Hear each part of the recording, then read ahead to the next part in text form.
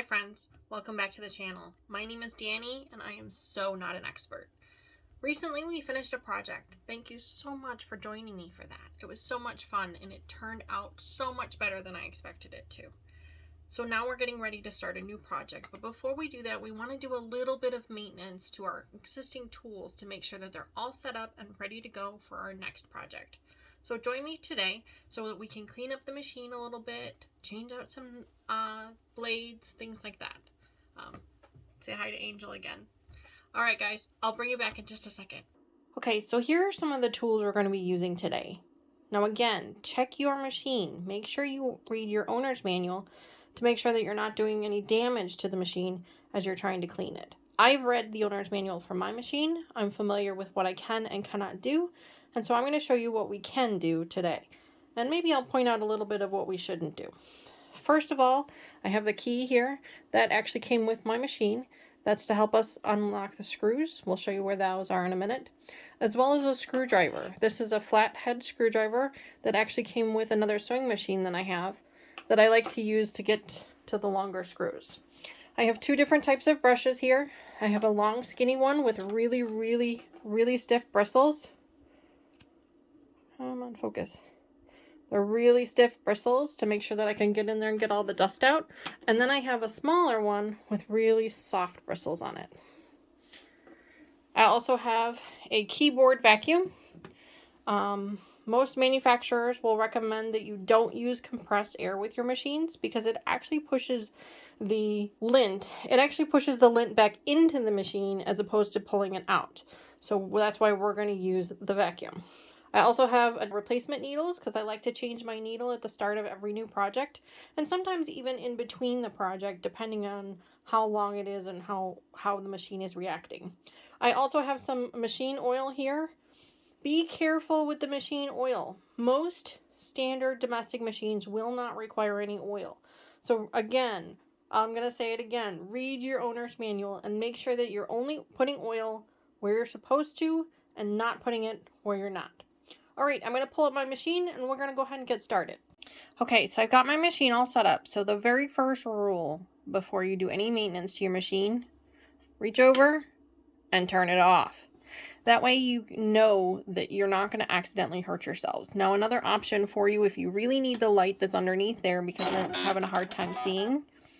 If you really need that light underneath the needle, you can go ahead and take your bobbin here and flip it to where you're going to actually be winding a bobbin because that turns your needle off. So then that way if you accidentally hit the machine, it doesn't turn on, or if you accidentally put your foot on the pedal, nothing happens. That's just a safety feature to make sure that you're not going to hurt yourself. The other thing you're going to want to do is you're going to want to make sure that you remove your thread and your bobbin. One thing to remember is you don't want to pull the string back this way.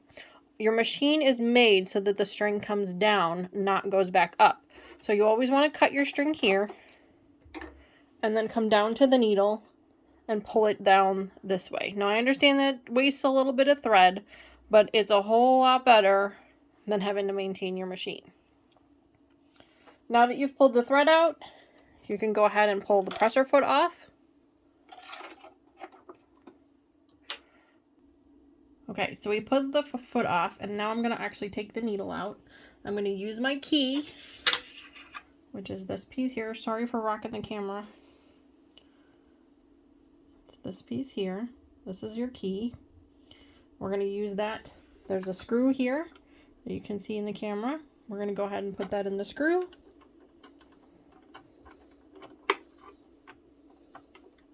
Pull it towards you. You only need to give it like not even a half a turn or a full turn before the needle actually starts to get loose. And you'll see it pulls down.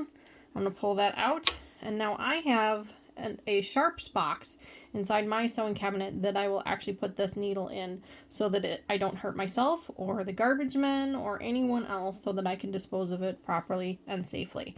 So I'm going to go ahead and put it in there, and I'll be with you in just a minute because I don't want to drop this. Okay, I've safely put my needle away, so now I don't have to worry about hurting myself with that. And now we can actually pull this foot down here. Let me show you. We're going to pull the bobbin out first. And then we're going to pull the plate off that covers the bobbin and the bobbin itself. I'm going to go ahead and pull that out. I'm going to pull the bobbin casing out. We'll look at that in a minute, but it's actually pretty clean. I don't know if you guys can see that. I wish the camera would focus. There we go. That's actually pretty clean, but we're going to clean it out anyway, and I'll show you how to do that. The next piece, we need to pull the presser foot plate off. There's 2 screws here you can see, and those are the perfect size for your key, or you can also use the screwdriver that came with the other machine as well. I usually use the screwdriver for this one here when I'm changing out different feet, and I usually use the key when I'm doing the shorter stuff here. So let's go ahead and get that plate off first.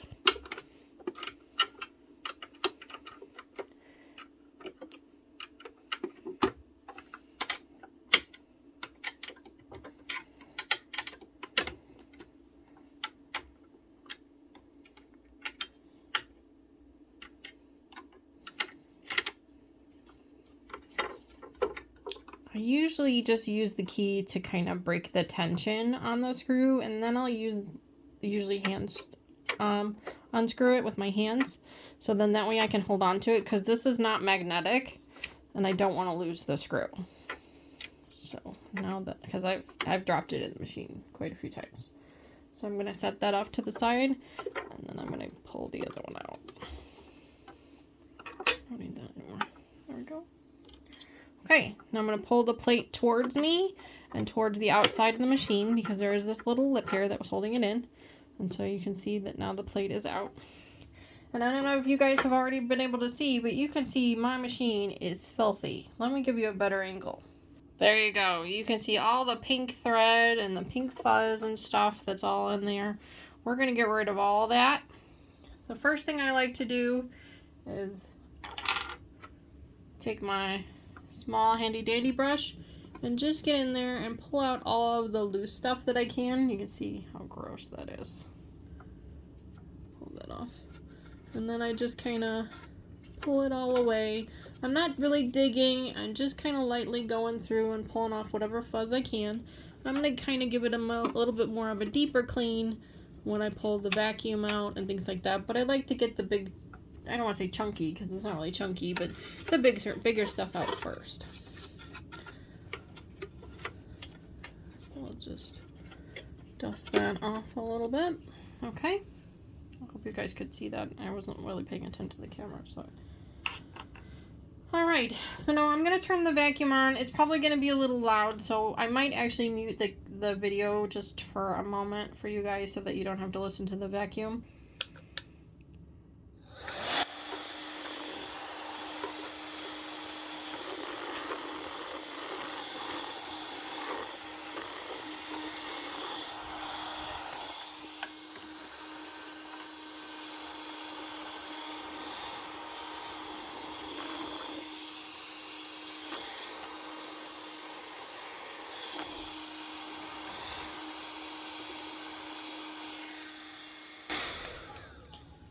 Okay, so I've gone ahead and vacuumed, and now I'm going to take my really long brush, and that's the one that I can really get in deep down there and really get all the fuzzies out from the bottom. So I'm just going to stick it down in here and really try and get all the fuzzies out. Some manufacturers will tell you to take the side plate off here or the back plate off to really get inside the bottom here. Again, follow your owner's manual and do whatever your owner's manual tells you to do. Mine does not recommend that I take my machine apart at all, other than those 2 pieces that we did.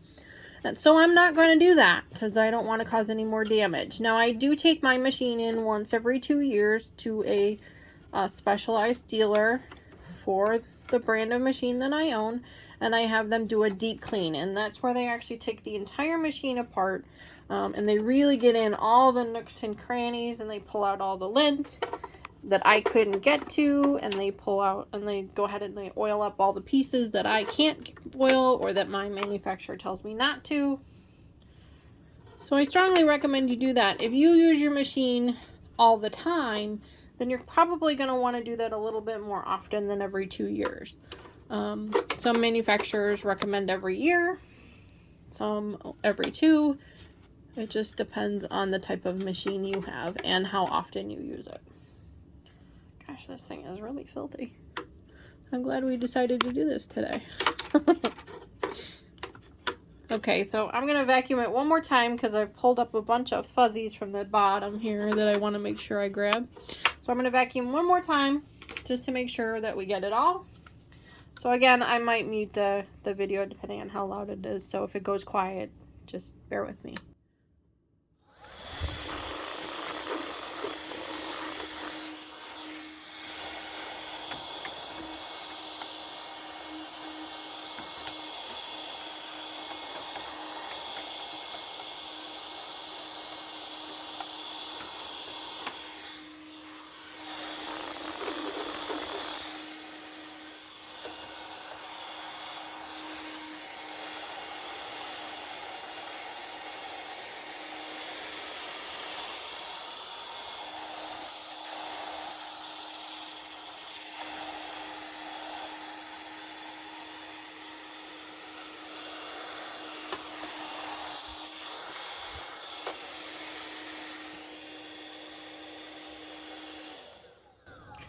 Okay. All right, so now they're going to check on this bobbin case here. So this is the case that actually holds the bobbin, and then the string actually comes around and does this weird loop thing. Okay, come on, camera. There we go. So I usually try and get in there really deeply with a brush. Try and make sure it's really nice and clean. Again, with the camera. Try and get in there really good. Really dust it off really well. Check the outside here. Now the other thing that I'm looking for, and I'm gonna, hopefully the camera will focus here. Okay, so this piece here is actually where my needle comes down and strikes it, and you can see that little pinhole there. That at some point in time I had a needle actually come through and hit that. Maybe the needle broke, maybe the needle was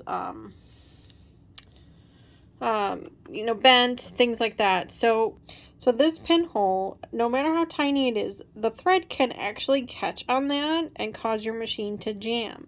So I actually have a new one of these on order that I will replace this one with to go ahead, because it needs to be replaced. So these are the types of things that you're going to want to look for. This like little pinhole.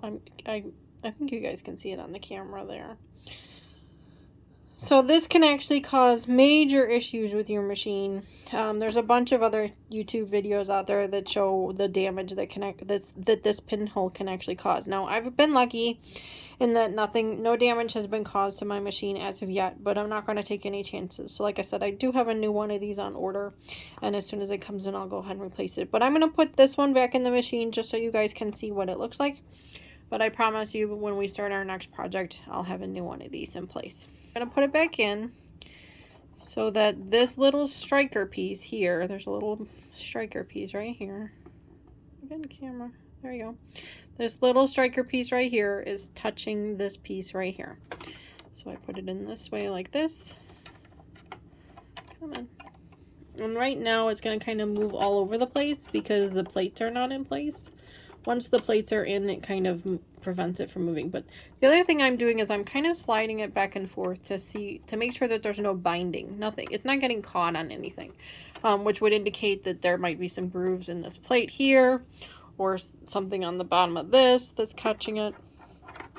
So that's the other thing that I'm checking too, is I'm just kind of setting it in there and sliding it back and forth. It should move back and forth a little bit, but you don't want it to spin all the way around or things like that. So I'm just kind of making sure that it's sliding back and forth.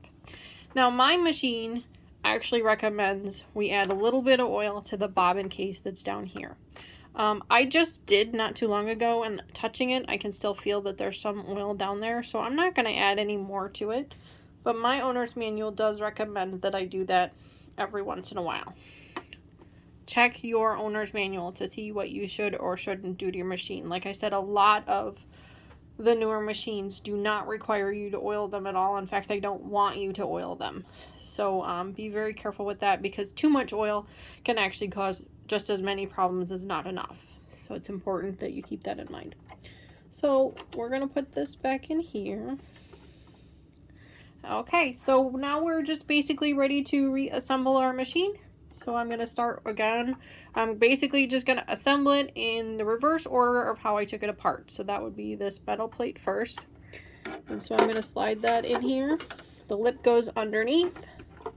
And then the 2 screw holes get lined up. Now this kind of moves around a little bit. There's some adjustments that can be made. That's okay until we get the screws in.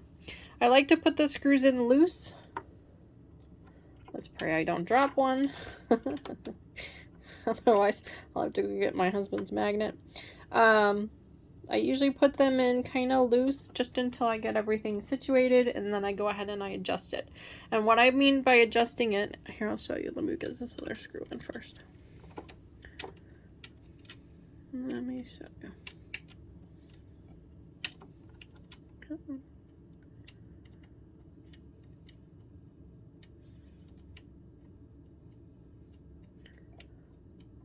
There we go. Okay, so what I do is, and it's probably hard to see the camera. I'm going to move the camera up a little bit so you guys can see. See this space in between the feed dogs? These are the feed dogs. This is what actually feeds the fabric into the machine. That's what these are called, they're feed dogs. So I try to make sure when I'm aligning this that there's about an equal amount of space on both sides. So I'm just trying to like center the feed dogs in the opening as best I can. It doesn't have to be perfect, just kind of eyeball it. And then I'm going to go ahead and tighten down my screws. I will hand tighten them like I did before when I was hand untightening them until I can't anymore. And then I will pull my key out and go ahead and tighten them. Now you want them to be tight, but you don't need to like make it so that they're like so tight you can't get them apart. But you do want them tight enough that they're not going to, you know, come undone when you're trying to sew. So I usually tighten them, you know, till they're fairly tight, but I don't want to strip the screws either. So I'm not going to go super, super tight. Okay. Now we'll put on the bobbin plate, which is this piece here. So there's some tabs here and here, and they slide underneath. And then there's a tab here and here. So I usually just kind of set it flat and then push it back. Sorry, the camera is not focusing. So push it, set it down, and then slide it back. Okay. And then last but not least is our bobbin cover. That actually goes here. Now you guys may have noticed I have some toothy marks on my bobbin cover because one of my cute little animals got a hold of it. So I also have a replacement for this on order too. Just so then that way I don't have little toothy marks on it anymore. This one is not causing any issues with regards to the machine because it's not sharp. It's actually really dull. But I'm going to replace it anyway because it looks bad.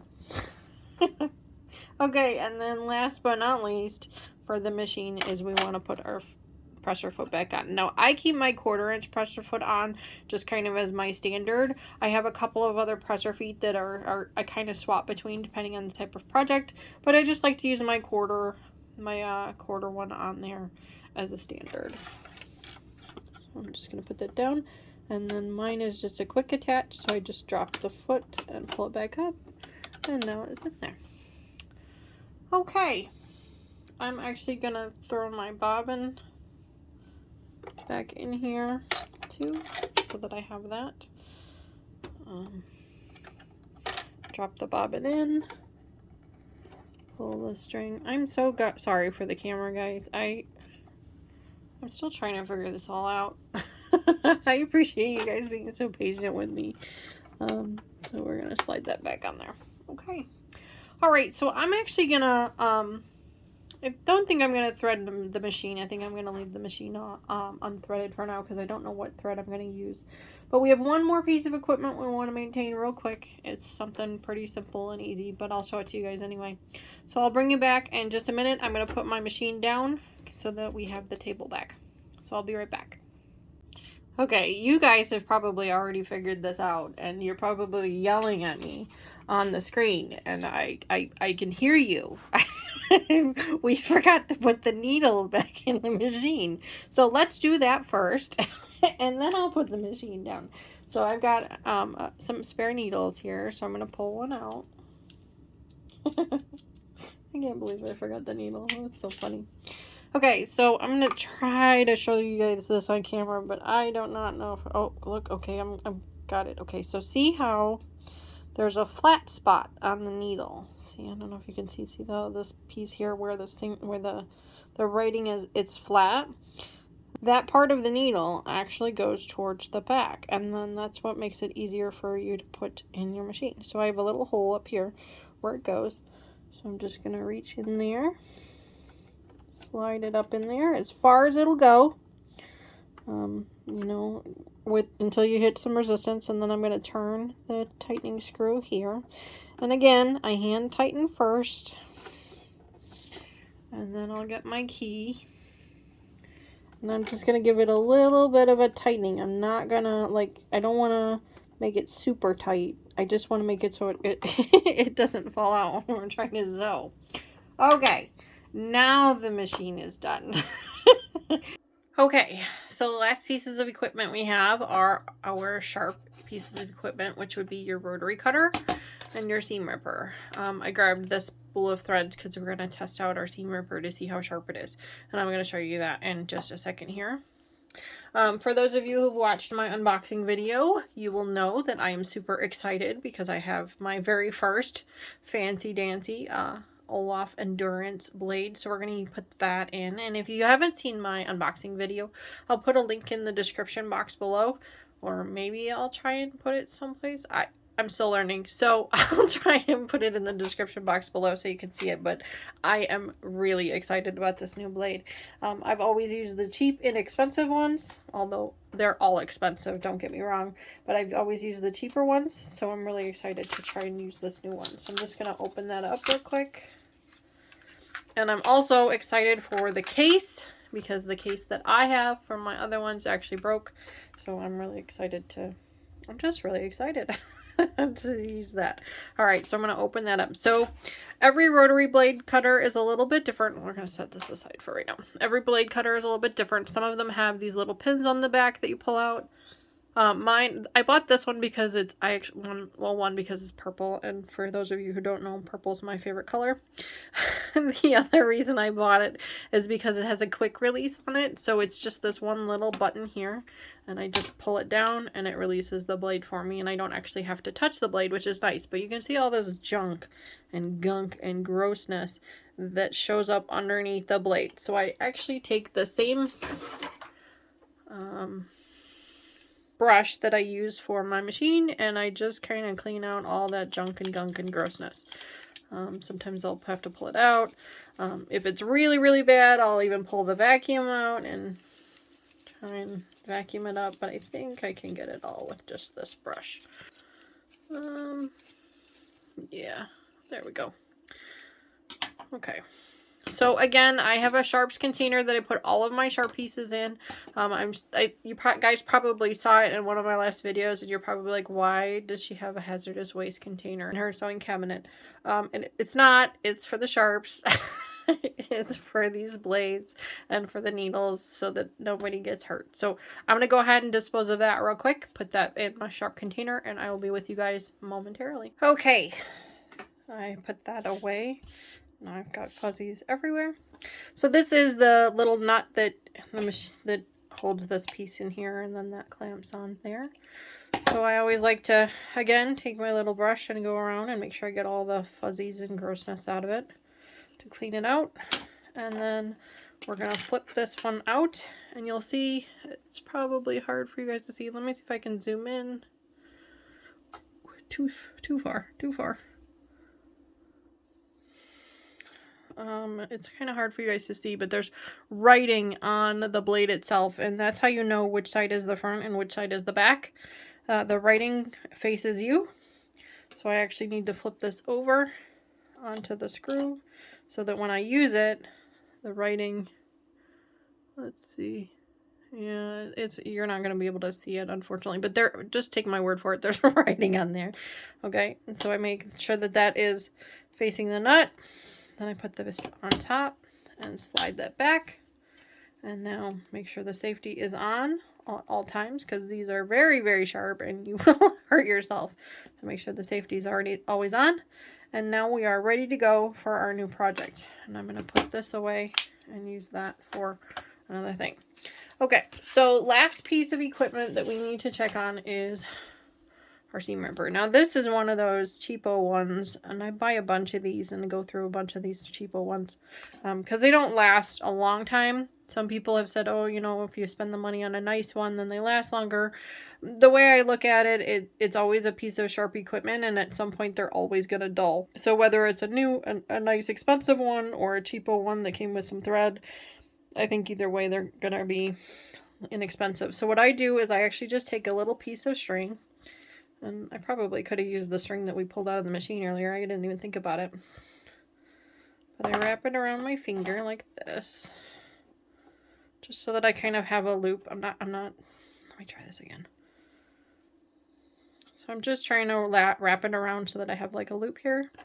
And then I just take the thread cutter and I try and push on it to see if it cuts and to see how long it takes to cut it through. Now that actually cut through. So this one is actually sharper than I thought it would be.